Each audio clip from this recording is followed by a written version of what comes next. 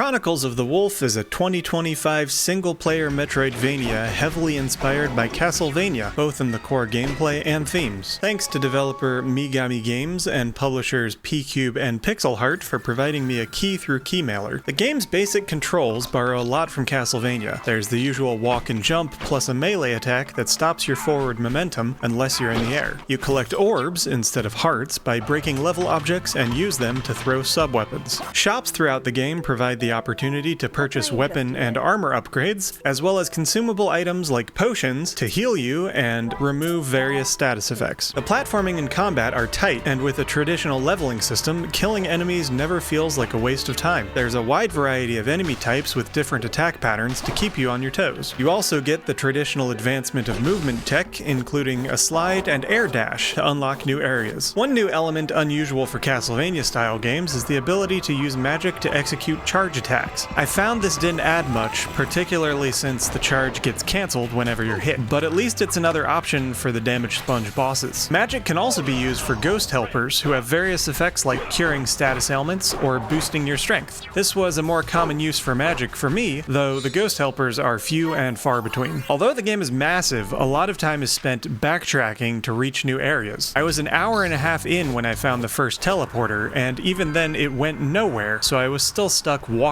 everywhere, well, sliding. I was pleased to see the game open up a bit after the first mansion, because up to that point it was very linear. Unfortunately, although I was able to explore two unique areas at this point, I was completely stuck with forward progress until I watched a playthrough video. At this point, I had a vague sense that I needed to go to the graveyard, because that was the next place I ended up. But there was absolutely zero indication, as far as I remember, that I would need to, or even be able to, break a wall to find a secret room and unlock the door to the next area. Personally, I think this kind of mechanic is great for any game where exploration is a key feature, like a Metroidvania, but these sorts of completely hidden areas should be optional. This is made extra strange as I thought I'd done a sequence break before discovering the breakable wall, only to get an optional item in a really obvious place. I have a few other minor gripes like the shop not showing stats for items, or the arbitrary carry limit on potions, or that you can't get back to town once you enter the first mansion until you've finished it, but overall the game feels great and flows nicely, making up for the minor annoyances. Until the point where I got stuck, I found it difficult to put down. Most dialogue is optional, which I think is ideal to expand the world in an action-focused game. If you want lore, you can head into each house and talk to each person. Otherwise, you can stick to the main gameplay. Even with a few words, the story gives you a good feel for how the Beast, the main antagonist, has affected every area you visit, building up tension for that final boss battle. If you're looking for a fun Castlevania-inspired game, Chronicles of the Wolf is worth checking out. There's even a free demo on Steam, so you can try before you buy. If you're interested in indie games and retro games, be sure to subscribe and like this video if you enjoyed it. I will be reviewing a handful of other keymailer games in the near future, so if you like this sort of content, let me know in the comments and I will find more games to review.